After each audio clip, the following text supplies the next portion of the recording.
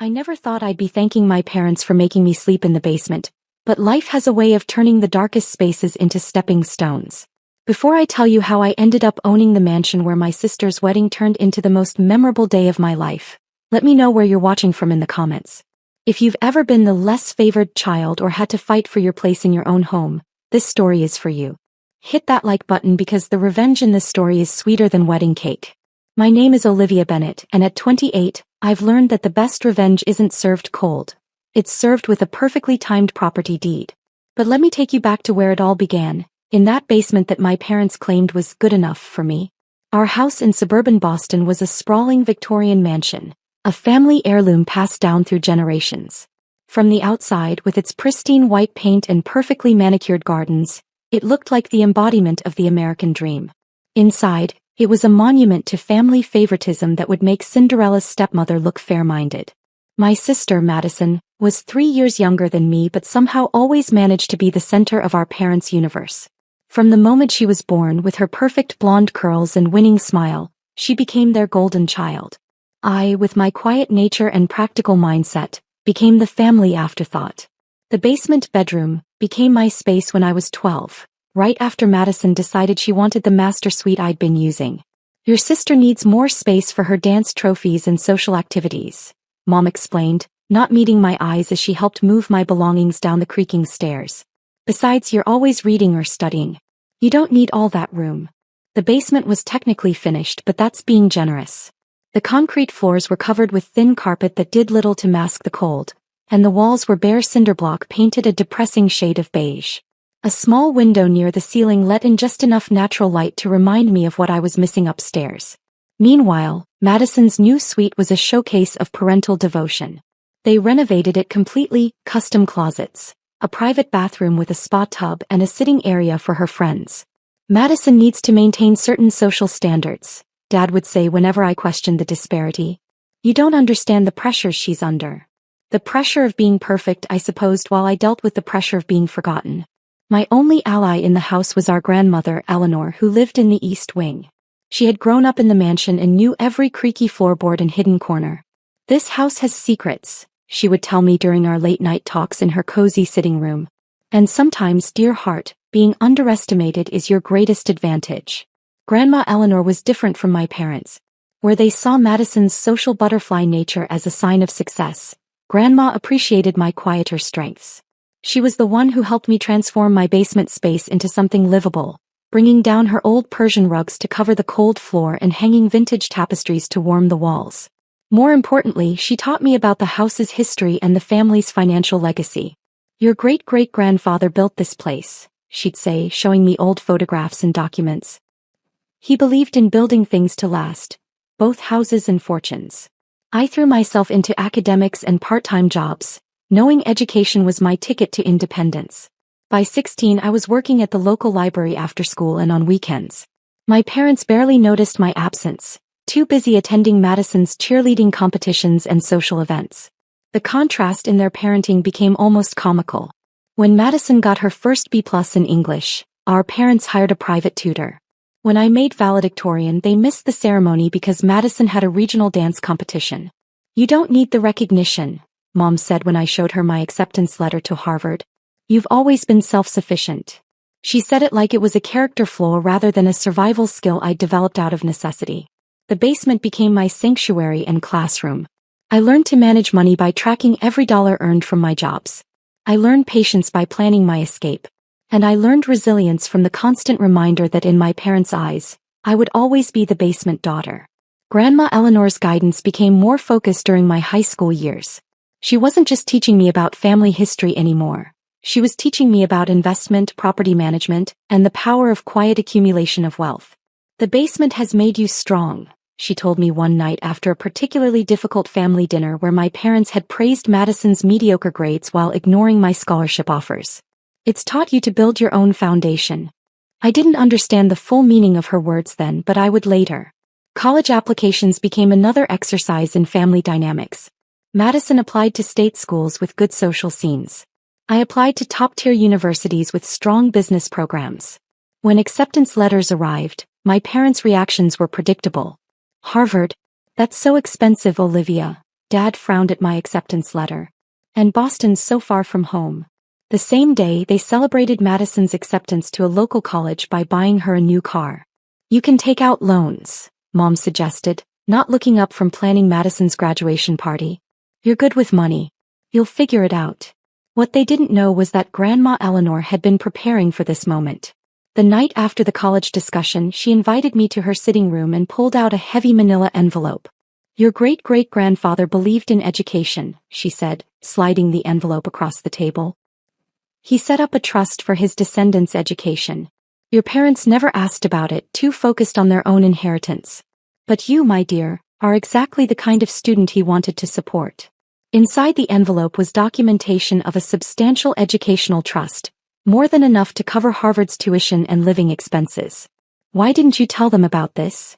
I asked, stunned by the figures on the papers. Grandma's eyes twinkled. Sometimes the best advantage is the one nobody knows you have. Your parents chose to put you in the basement, but they never understood that foundations are built from the bottom up. The summer before college, while Madison was celebrating with her friends and my parents were planning her elaborate going-away party, I was learning everything I could from Grandma Eleanor about our family's financial history.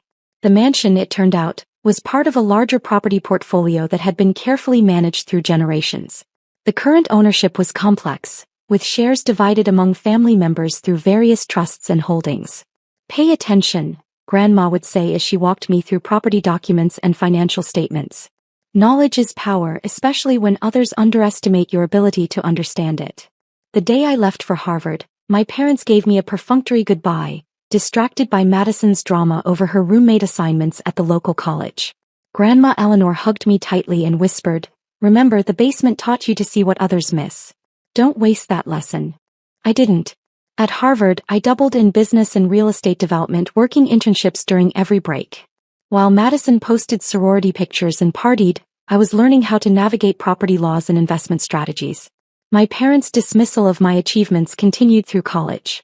They attended none of my presentations or honors ceremonies, always finding reasons why Madison's events took priority.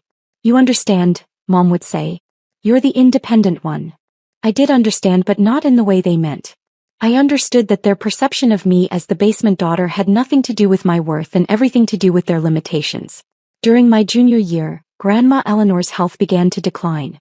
Our late-night discussions moved from her sitting room to her bedroom, but her lessons became more urgent.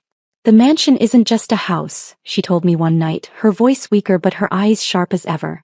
It's a symbol of family legacy. Your parents never understood that. They see it as a status symbol, a backdrop for Madison's social life. But you, my basement girl, you understand foundations.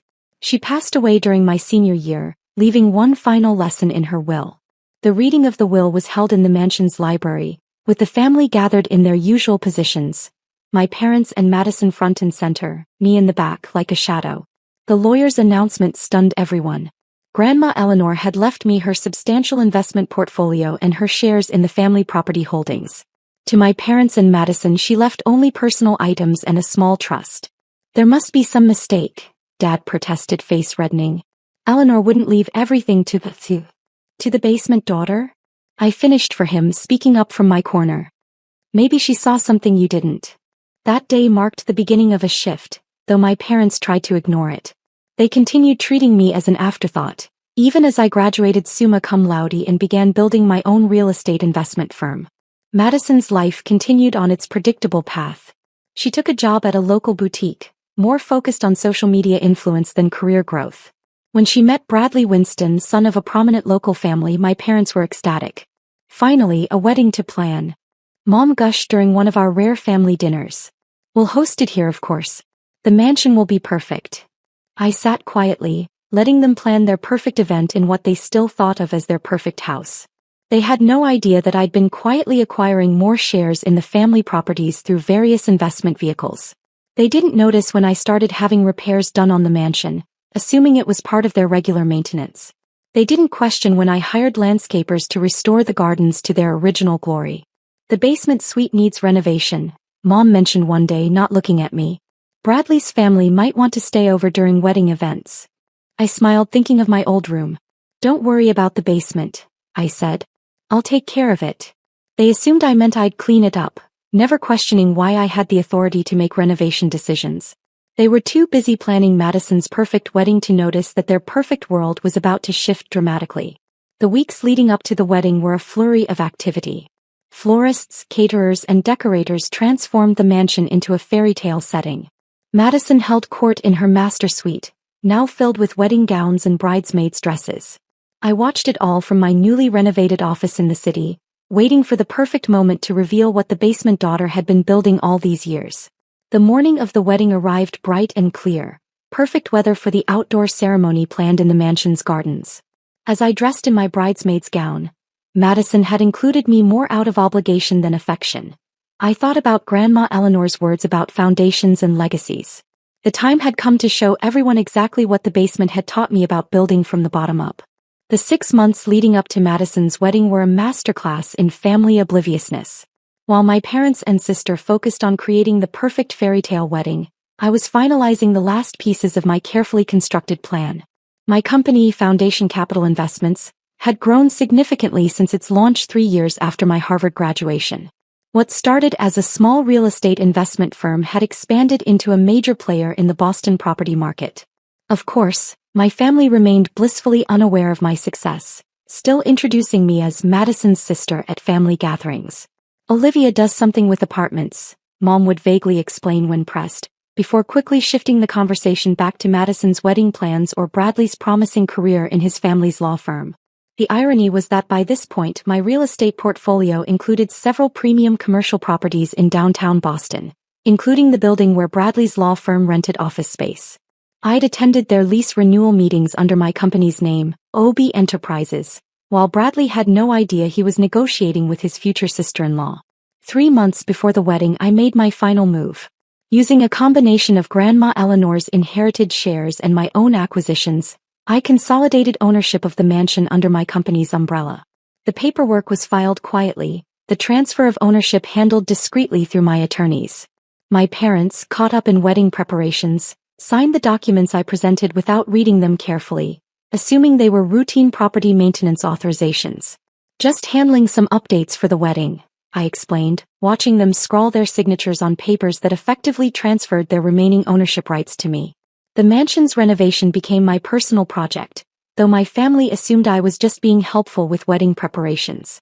I hired the best contractors in Boston to restore every inch of the property to its original glory, paying particular attention to certain areas that held special meaning.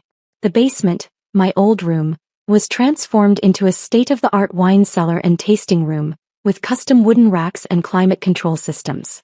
"How thoughtful," Mom commented when she saw it. "Bradley's family will love this for the reception." She never once acknowledged that this had been my living space for years. I converted Grandma Eleanor's east wing into a private library and study, preserving her sitting room exactly as it had been during our late-night conversations. Her presence seemed to linger there, encouraging me as I finalized the details of my plan. Madison's beloved master suite received an extensive upgrade, though she assumed it was part of Mom and Dad's wedding gift to her. "The crown molding is perfect for my wedding photos," she gushed during the final fitting of her designer gown. "I'm so glad Daddy spared no expense." I let them all believe what they wanted to believe. After all, they'd spent years seeing only what they expected to see. My personal life wasn't completely consumed by this elaborate plan. I'd met Alexander Drake, a fellow Harvard graduate who ran his own technology investment firm, at a charity gala 2 years earlier. He understood ambition and the complexity of family dynamics, having built his own success despite his parents' initial disapproval of his career choices. "Are you sure you want to wait until the wedding to tell them?" he asked one evening as we reviewed the final property documents in my office. "It's a bit dramatic even for a family revelation." I smiled, thinking of all the family events where I'd been relegated to the background, all the achievements that had gone unacknowledged. "They chose the setting for their perfect family moment," I replied.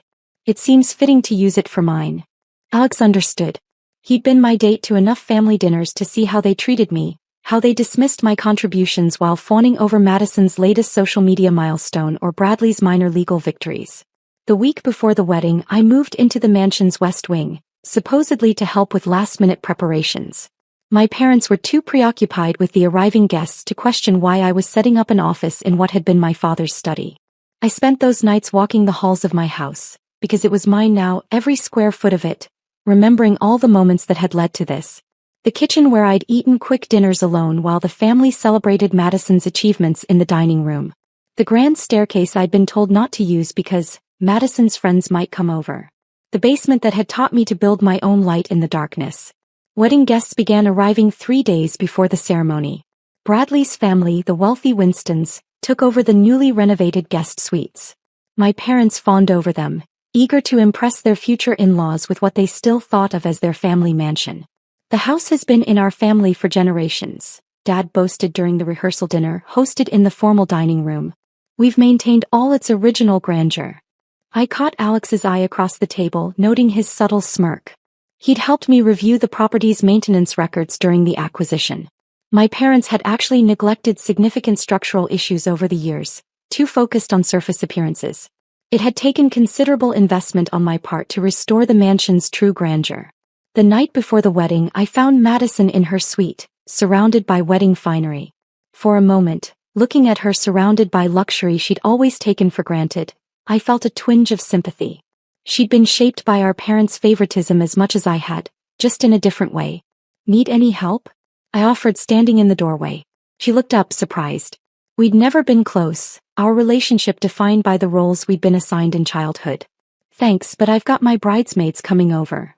She paused, then added awkwardly, "You can help with the guest favors if you want. They're in the basement." Of course. The basement. Some habits died hard. "Actually," I replied, "I have some work to finish up in the study. But everything will be perfect tomorrow. I've made sure of it." She didn't catch the weight in my words, already distracted by a text from one of her bridesmaids. I left her there, surrounded by the trappings of the perfect wedding our parents had planned in my house. That night I sat in Grandma Eleanor's sitting room, now my private study, reviewing the documents I'd need for tomorrow.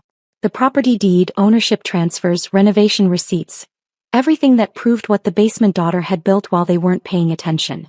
Alex joined me there, loosening his tie after the rehearsal dinner. "Your grandmother would be proud," he said, looking around the preserved room. "She taught you well." "She taught me that foundations matter," I replied, touching the antique desk where she'd first shown me the family's property documents. "And that sometimes the strongest structures are built in the dark." Tomorrow, in the middle of Madison's perfect wedding reception, everyone would learn exactly what the basement had built. My parents would finally understand what they'd missed while focusing on their golden child. The mansion's true owner would be revealed, and the family dynamic would shift permanently. As I prepared for bed in my new master suite, not Madison's old one, but a completely renovated wing that suited my tastes, I thought about the journey from the basement to here. Every dismissal, every missed achievement, every cold night in that concrete room had led to this moment. Tomorrow the basement daughter would welcome everyone to her house. And nothing would ever be the same. The morning of Madison's wedding dawned exactly as perfect as my parents had prayed for: clear blue skies, mild temperature, and just enough breeze to make the garden roses dance. I stood at the window of my study, watching the flurry of activity below as workers arranged chairs on the lawn and erected the elaborate floral arch where my sister would say her vows. Everything was perfect, exactly as they'd planned. Just not quite in the way they'd expected. The mansion buzzed with activity. My mother fluttered between rooms in her silk robe, directing staff and fussing over details. My father held court in what he still thought of as his study, sharing cigars with Bradley's father and talking about family legacy. Madison remained sequestered in her suite with her bridesmaids, probably sharing mimosas and Instagram stories. I dressed carefully in my bridesmaid's gown, a designer piece in blush pink that cost more than my entire teenage wardrobe. The irony wasn't lost on me that Madison had chosen the color because it made everyone look secondary to the bride. Today that wouldn't be the case. Alex arrived early, impeccable in his tailored suit. "Ready for this?" he asked, helping me fasten my grandmother's pearl necklace, another inheritance my parents had questioned. "I've been ready since the basement," I replied, touching the property deed secured in my clutch bag. "Some celebrations are worth waiting for." The ceremony itself was a showcase of excess. 500 guests filled the garden chairs. Society's finest gathered to witness the union of the Winston and Bennett families. String quartets played as the bridal party processed down the petal-strewn aisle. Madison floated toward her future husband in a custom gown that cost more than a college education.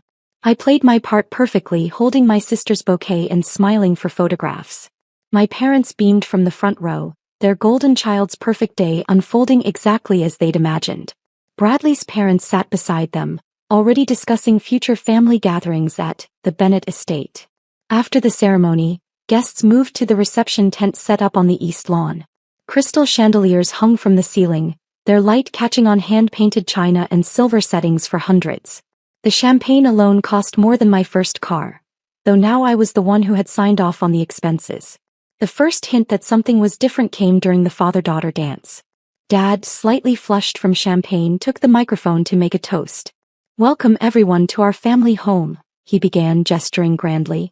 "For generations the Bennett mansion has been—" "Excuse me," I interrupted, standing from my seat at the family table. "I believe there's been a misunderstanding about the hosting duties." The room quieted. Madison, still in my father's arms mid-dance, frowned in confusion. My mother's perfect smile froze in place. "Olivia," Dad said warningly, "this isn't the time for—" "Actually," I continued, opening my clutch and removing the property deed, "this is exactly the time. Welcome everyone to my home." The silence that followed was absolute. Even the string quartet stopped playing. "What are you talking about?" Madison demanded, stepping away from our father. "This is our family home." I corrected, my voice carrying clearly through the stunned reception tent. "While you were planning your perfect wedding, you never bothered to check who owned the perfect venue." I nodded to Alex, who stood and began distributing copies of the property documents to key family members. My parents, Bradley's parents, and the family lawyer, who looked increasingly uncomfortable. 3 months ago, I continued, watching my father's face drain of color as he read the papers, the Bennett mansion and grounds were fully consolidated under my company's ownership. Every renovation, every upgrade, every perfect detail of this wedding was approved and paid for by me. "This is impossible," Mom whispered, but the lawyer was already nodding reluctantly, confirming the document's authenticity. "Remember the basement?" I asked, looking directly at my parents. "While you were giving Madison the master suite and telling me I didn't deserve better, I was learning about foundations. Grandma Eleanor taught me well." Bradley's father, a shrewd businessman, was the first to fully grasp the situation. "The Bennett mansion is owned by OB Enterprises," he said slowly. "Olivia Bennett. You're the property developer who's been buying up half of Boston's historic estates." Madison's perfect complexion had turned ashen. But this is my wedding. You can't." "Can't what?" I asked calmly. "Can't own the house I grew up in? Can't succeed beyond your expectations? Can't rise from the basement?" The murmurs among the guests grew louder. Years of society gossip about the Bennett sisters was being rapidly revised as my success became apparent. "Why didn't you tell us?" Dad demanded, his voice mixing anger with dawning recognition of what they'd missed. "I tried. For years I tried to show you my achievements, my potential. But you were too busy looking up at Madison to see what was growing in the basement." I turned to address the gathered guests. "Please enjoy the celebration. Consider this my housewarming party as well as my sister's wedding." The next hour was chaos, but controlled chaos. My parents huddled with Bradley's family, probably doing damage control about the shift in family dynamics. Madison alternated between tears and accusations, her perfect day now overshadowed by her basement-dwelling sister's revelation. But something unexpected happened too. Guests began approaching me not with condemnation but with interest. Business cards were exchanged. Investment opportunities were discussed. The basement daughter had emerged into the light, and she had built something worth noticing. "I always knew there was something special about you," my third cousin Margaret declared, eyes shining with renewed family connection. "You have Eleanor's spark." As the evening progressed, the initial shock gave way to a new reality.